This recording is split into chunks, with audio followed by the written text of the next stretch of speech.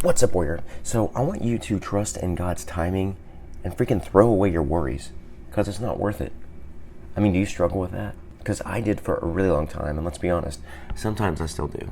But it's part of being human, bro. So I want you to listen carefully to this message because it's something that speaks true to a lot of our hearts, man, as men, and a lot of our egos.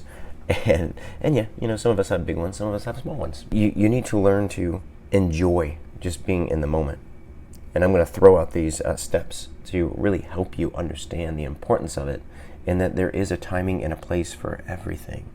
Because remember, our God looks at time different than us, always. And the video is definitely going to be relevant to wherever you're at in life. It just might be packaged a little different.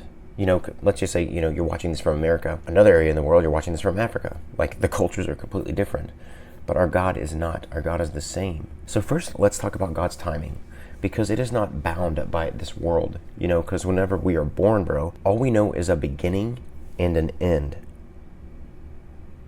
which is pretty mind-boggling, as Ron Burgundy says. And with that mindset, all we know is the in-between, and we focus on the present, which is good. But sometimes we shift our focus on the wrong things that we shouldn't. Let's just say, I don't know, you stub your toe or you slam your finger in the car, and you're not just going to be like, oh, gee willikers. I mean, who says that anymore? I do. But you're not just going to act like that. Sometimes we let that little thing affect our day. And from what I have personally have learned, and especially in working with other guys, I'm like, dude, stuff like that happens. We don't need to let that screw up, just our mood. And the first 20 minutes of how you spend your day will most of the time dictate how the rest of your day goes. So you need to fill yourself up with something positive, something inspirational, not motivational. Honestly, bro, because you can listen to all the motivation you want, you can watch videos on all the motivation you want, and you can read books on it. Motivation is only good for a couple weeks. I'm not even joking. Test it. And I've done that myself. And currently, as a delivery driver, that's all I do is listen to audiobooks. And for 2 weeks, man, every day I would be working, I would be listening to motivational content. But at the end of week 2, I was just starting to feel burned out because I was still doing my same job. I mean, my mindset did get a little better, but there is more to that than just motivation. Because motivation requires implementation of what you learn. And you need to understand that everybody's motivation is going to be different based on where they're at in life. It's kind of just how it works. And bro, now I want to talk to you about lost time, because a lot of us think that our time is wasted. I mean, sometimes we bro, we'll want to binge Netflix. We will want to play video games. We want to do just hours and hours of just watching video content, funny cat videos, or fat people just tripping over things. Like, yeah, that's my thing. But we let that consume our time. And within 3 months, if you were to fully be disciplined, which, I mean, it can take some time because, I mean, you have to build up a new routine and build new habits. But once you have a strong foundation of discipline, dude, the sky really is the limit, and you can do so much. So we need to be careful where our time is going and what we are giving our time to. And bro, remember, dude, God can make up for lost time. So bro, remember, God is going to use what you have been through and even, life lessons to help you get back that time. Now, it does suck in the moment, I will be honest, and I'll just say it's your aha moment before you realize what you're giving your time away to. But just start digging deeper in the Word, even if it's a little bit. Like, I mean, dude, you can even read 1 verse a day. That's better than no verses, because over like the span of, there are 52 weeks a year. Over that time, dude, it's like 52 verses as opposed to none.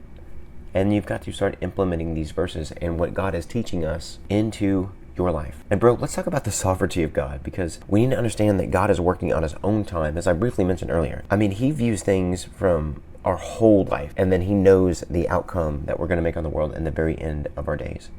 So he knows what we can do.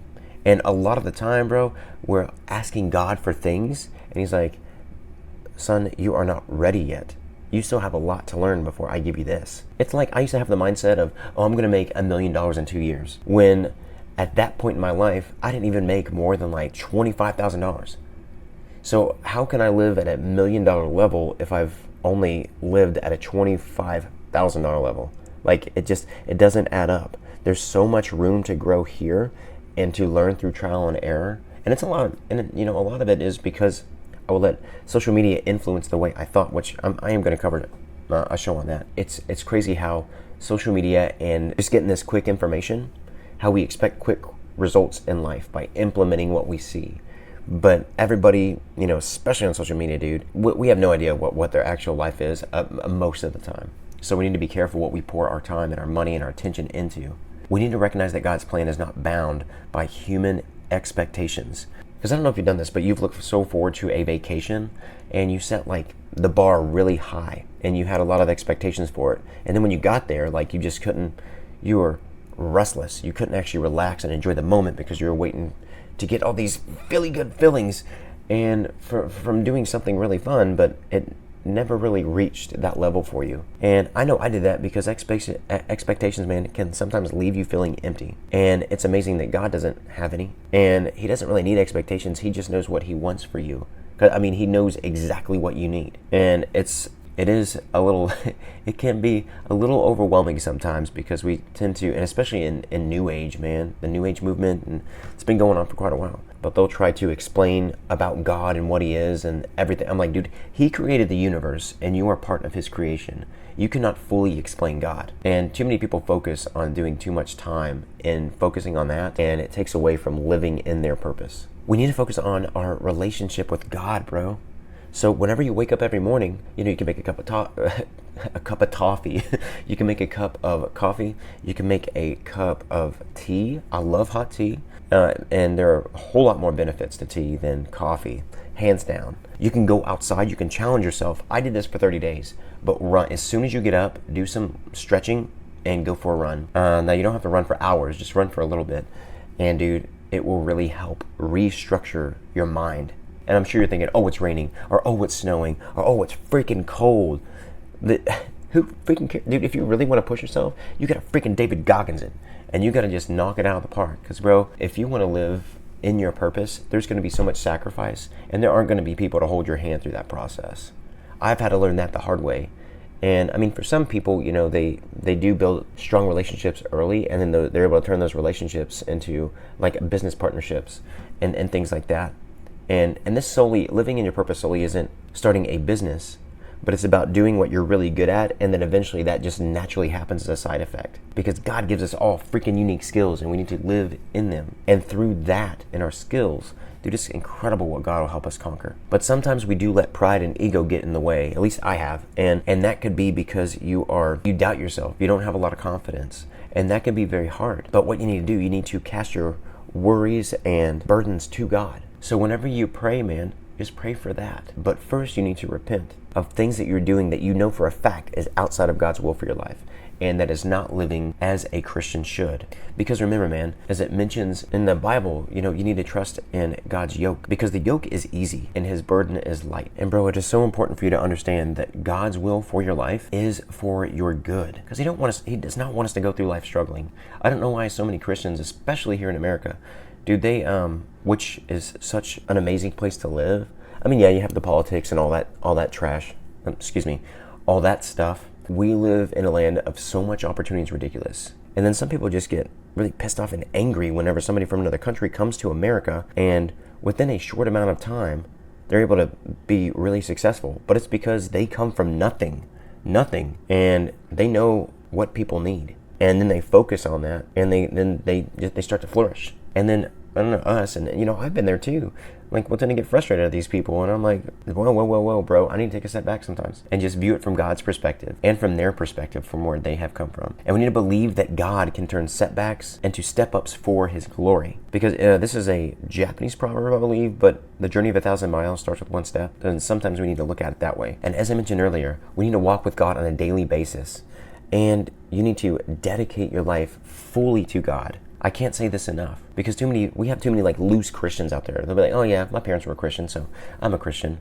Even though, Jesus does tell us that you can tell the type of tree by the fruit it produces. And dude, if somebody's acting like an orange tree, yet they're an apple tree, that doesn't really add up. So bro, just take it seriously, because the longer you stay back and you don't have a strong relationship with Christ, well, let me rephrase that.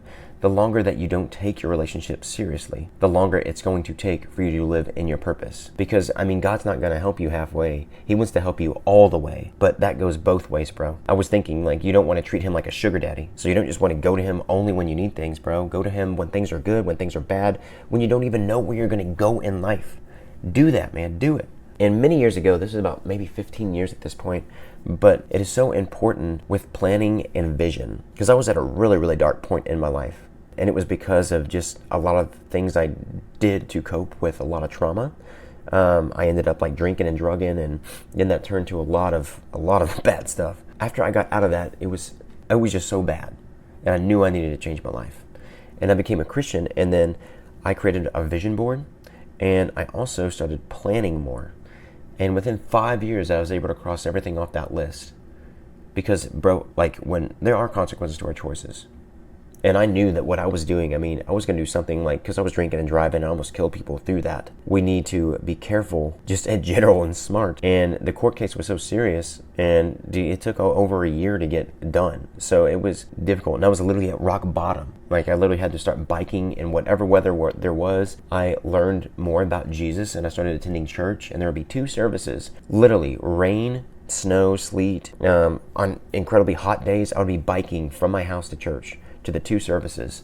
And people just, they're like, oh, well, it's too cold, I'm not going to go to church. Or, oh, it's sprinkling a little bit, I'm not going to go to church. Or, oh, my alarm went off late. Dude, just show freaking up. It's not hard.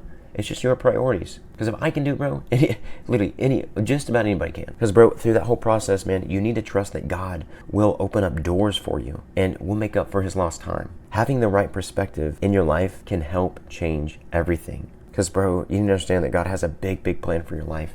And he wants you to do more, be more, and live more. Because when you do that, other people see the light and love of God going through you whenever you focus on your craft, whenever you speak to other people, or even, dude, whenever you just go out of town and have like a good time. Because, dude, there are not a lot of real and raw people out there in the world. A lot of people nowadays tend to tell you more what you want to hear instead of what you need to hear. As Oscar Wilde said, real friends will stab you in the front. We need more of that. We need that accountability, that structure. And we need those friendships, bro. So, bro, as I close this out, I just want you to be encouraged by God's word and what God wants for you in life. Because, bro, you are worth it, man. You were not created by mistake. Even if that's what you've been told growing up, or even from other people. Like, you are not a mistake. You are loved beyond measure, and you are valued. And you are given skills beyond what you can ever imagine. But you need to take that first step, man. And you need to go to God for all your concerns and your needs. And he'll be there. All right, bro. Till next time, go out there and have a great day, warrior. See ya.